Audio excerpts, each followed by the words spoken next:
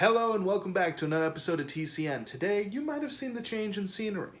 That is because, thanks to the patronage of Southgate Bourbon Bar, we find ourselves with a sampling of Joseph Magnus Cigar Blend. Today, I've been tasked with pairing it with a cigar. So, as much as I'm not a whiskey guy and I am the cigar noob, I'm going to try my best for Southgate Bourbon Bar to find a great, phenomenal pairing. So, getting into the cigars I'm going to be pairing with it, I decided to go off of a few recommendations, rather more or less recommendations about what cigar to pair with it. A lot of people I talked to were telling me that you need something strong, robust, bold to kind of cut through that kind of very sweet, kind of leathery flavor profile you'll be getting off of this whiskey. So I decided the number 9 sounds like the exact type of cigar I would want to pair with this.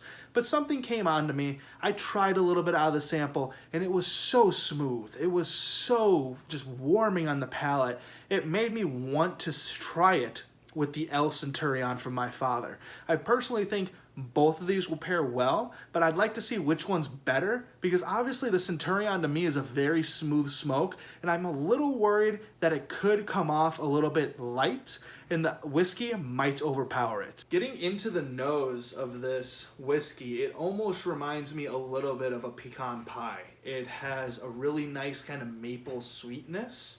Obviously, it's going to smell like alcohol. I'm not the most developed when it comes to whiskey, but it smells very sweet. Not sugary syrup sweet, but just naturally sweet. First sip doesn't count. You always have to go on the second sip. I know that one.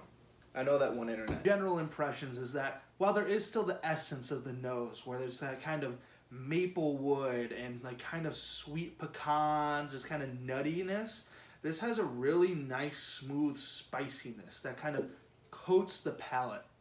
And as that coats the palate, you get this warmth. And the best way I can describe it, it's almost like tasting coming back inside after shoveling your driveway for an hour. You know, you're cold, you're freezing, you kind of hate life a little bit. You get inside and it's so warm and you can just feel your body defrosting. This tastes like that feeling. The warmth that coats the palate is so smooth.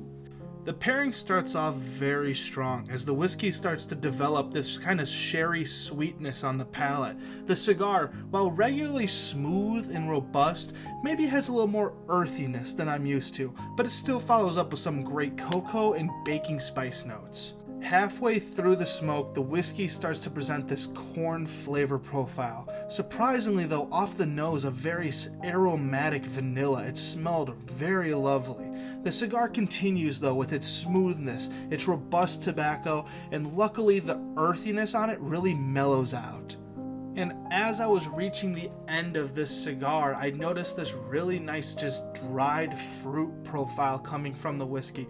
Really great transitions throughout the flavor profiles. And overall, while I did really enjoy this, I feel like perhaps the whiskey was overpowering the cigar just slightly. And as we get into Liga Privada number 9, I find it a very bold smoke, almost encompassing the whiskey itself, overshadowing it really, as dark wood and roasted coffee coat my palate from the cigar. I find from the whiskey it comes off harsh with a little bit of a vegetative note. But as I begun smoking the cigar down and the number 9's kind of subtle sweetness begins to emerge as this nice cocoa profile, that roasted coffee growing even darker, I find that the whiskey actually develops a really nice, sweet toffee note that is wonderfully crisp on the palate.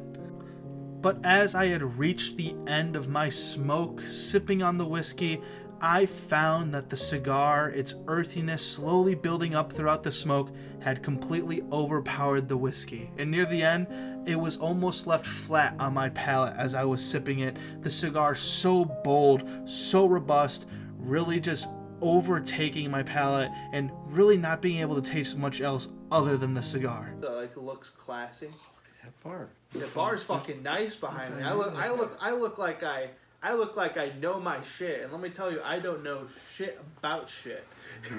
Right? Going over some final notes, I really think I prefer a medium body smoke with my cigar blend because it really allows the whiskey to take a forward frontal approach and for you to really develop great notes out of the drink.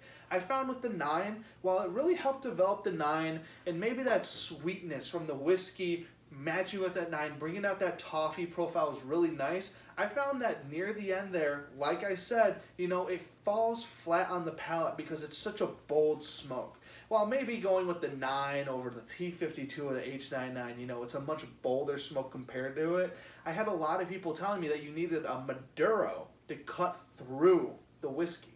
And I find that perhaps maybe it cut off a little bit more of that whiskey than I would have appreciated. Thank you, Southgate Bourbon Bar. The whiskey, end of the day, was phenomenal. I enjoyed it. I am completely thankful, blessed that you had chosen me to review, find pairings, and just experiment with this whiskey, because end of the day, it was fun, it was great, and honestly, I just enjoyed the experience. Pairing good whiskey with a good cigar is always a great time. End of the day, I would say just find what you like, maybe even stay where you're familiar with, and grab something else a little different. Maybe you got a favorite cigar and you're kind of iffy about a whiskey. Or maybe you got a favorite whiskey and you're not too sure what cigar you want to pair with it. I would say do a little exploring, but still keep one foot in that realm of something you're familiar with. So from me to the audience, I hope that I'll call it, you can call it as you want, I'll call it a subpar whiskey review.